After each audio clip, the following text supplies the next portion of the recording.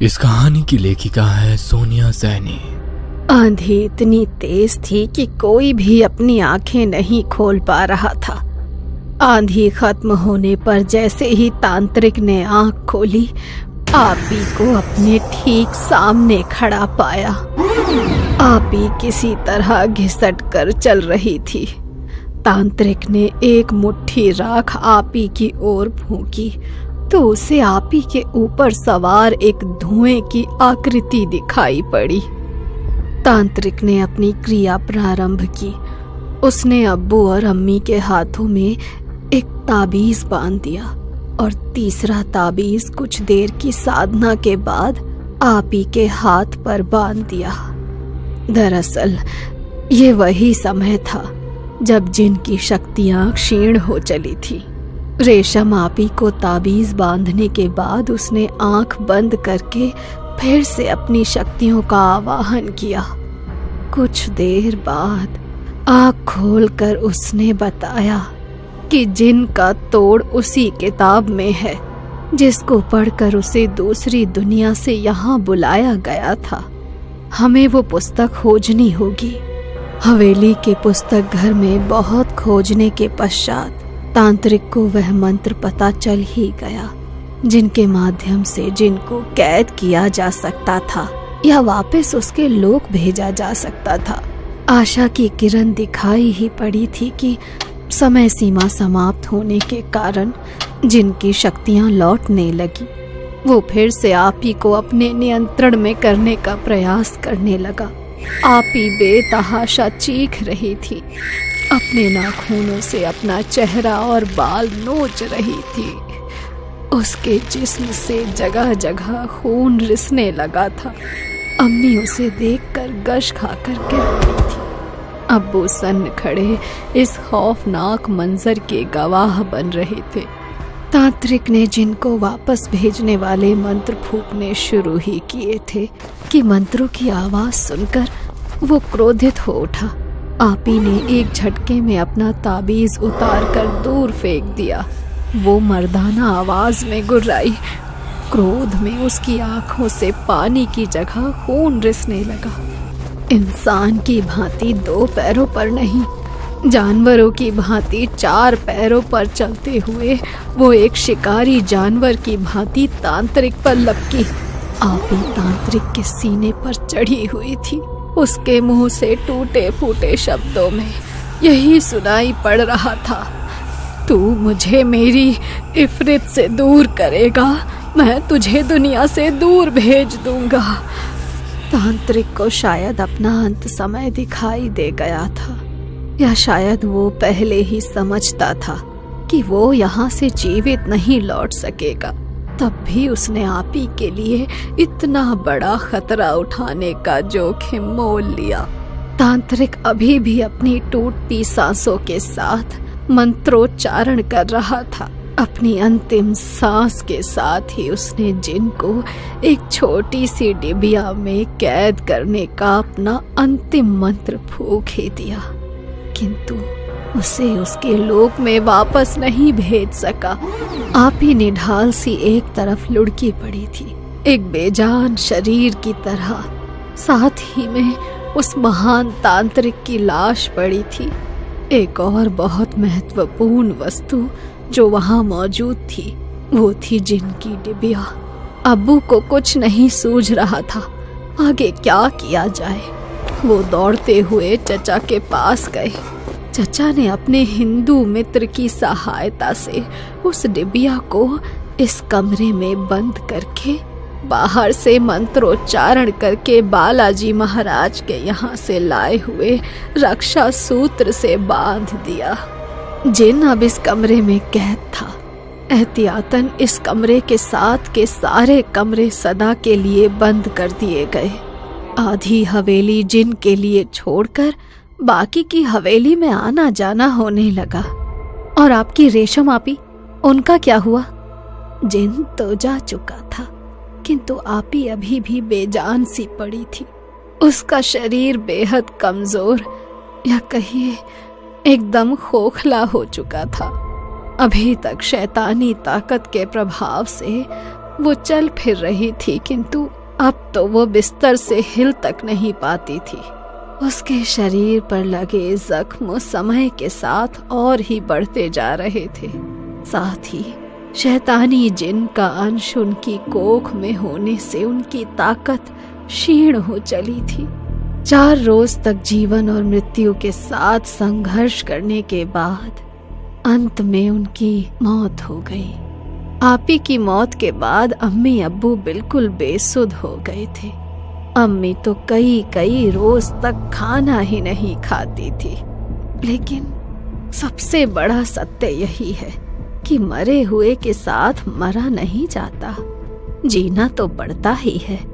इसीलिए अपनी इकलौती संतान को खोकर भी बाकी बची जिंदगी को काटने के लिए अम्मी अब्बू के पास की बस्ती में एक छोटा सा मकान ले लिया और हवेली से सदा के लिए पलायन कर दिया। आपी की मौत के ठीक 5 महीने बाद मेरा जन्म हुआ, लेकिन उससे भी अम्मी के निर्जन पड़े मन में कोई हलचल पैदा नहीं हुई।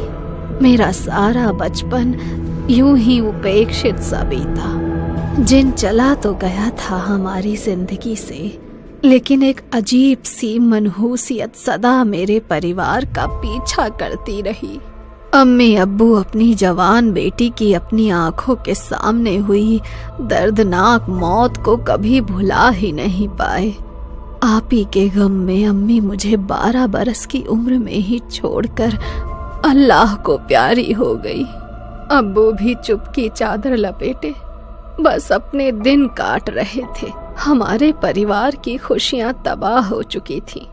17 बरस में मेरा निकाह हुआ तो लगा अब जीवन में कुछ रंग भर जाएंगे, किंतु यहाँ भी बदकिस्मती से मेरा पीछा नहीं छोड़ा।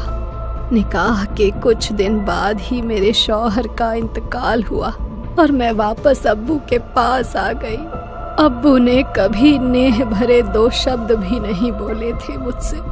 उनके भीतर कहीं गहरे में ये बात समाई थी कि मेरा जन्म उस जिन के प्रलोभन का प्रतिफल है। समय बीतता गया और ऐसे ही नीरस जीवन बिताते अब्बू भी अल्लाह को प्यारे हो गए। अब बस मैं ही अकेली अपने जीवन के अंतिम दिन गिन रही हूँ। लेकिन मुझे एक बात समझ में नहीं आ रही है कि वो जिन कमरे से बाहर कैसे निकला। अम्मा ने अपने भीगते कोरों को आंचल से पोंछते हुए कहा, हो सकता है उन मंत्रों का प्रभाव खत्म हो गया हो और जिन अपनी डिबिया से निकलकर दरवाजे के खुलने की प्रतीक्षा कर रहा हो। विनी ने भूलवश दरवाजा खोला हो और जिन ने उस पर अपना असर दिखा दिया हो। रेशम की कहानी सुनने के बाद माँ बहुत बेचैन सी नजर आ रही थी। रह रहकर उनकी आंखों से आंसू गिरने लगते, किंतु आज वो अपनी ममता में ना बहकर विवेक से काम लेना चाहती थी। अम्मा, अब आप ही सुझाव दें। अम्मा, मेरी बच्ची भी उस शैतान का अंश अपनी कोख में लिए हुए है और शायद उसे अंदाजा हो गया है कि हम कुछ न कुछ कदम उठाने वाले हैं। तभी विनी अपने कमरे से बाहर निकल आई। अम्मा ने मंत्र पढ़ते हुए हाथ सोने के सर पर रख लिया, क्योंकि इस समय वही जिन का अगला शिकार थे। विनी घसीटती हुई हॉल में दाखिल हुई। अम्मा को लगा मानो उसकी रेशम आप ही घसीटते चली आ रही हो। अगले पल हम क्या देखने वाले थे हमें कोई अंदाजा नहीं था, और शायद अंदाजा इस बात का भी नहीं था कि एक बार अपनी रेशम इफरित को खोने और बरसों कैद में रहने के बाद जिन कहीं गुना खूंखार और खतरनाक हो चुका था। वह किसी भी कीमत पर विनी के शरीर को छोड़ना नहीं चाहता था। विनी अम्मा को देखकर मुस्कुराई, इतनी भयानक हंसी कि देखकर मेरे भीतर डर की लहर सी दौड़ गई। बढ़िया। वो फिर से दोहरी आवाज में गुर्राई, चली जा यहाँ से। अम्मा अभी भी मंत्र फुसफुसा रही थी। विनी ने जोरदार फूंक अम्मा की ओर मारी। अम्मा की गर्दन एक और लटक गई। डर से हमारी चीख निकल गई। आज ही तुम सबका काम तमाम करूंगा। इस बार मेरी इफरित मुझसे दूर नहीं जा सकेगी। अचानक विनी के मुंह से एक जिन्न की भयानक आवाज सुनाई दी। जिन्न की शक्ति क्षीण होने का समय हो गया। विनी धीरे धीरे शांत होने लगी। मुझे मिल गया था रेशम के बताए अनुसार हमने सारी तैयारियां कर ली थी। माँ ने गिलास के पानी में घेरा बनाया और हम सब ने एक साथ मंत्र पढ़ना शुरू कर दिया। हम टूटी फूटी जुबान में उस मंत्रों को पढ़ रहे थे। मंत्रों की आवाज सुनकर विनी दौड़ती हुई अपने कमरे से बाहर आई। वो अपने कानों पर हाथ रखकर पूरी ताकत से चिल्ला रही थी। कुछ ही पलों में उसके कानों से खून बहने लगा था।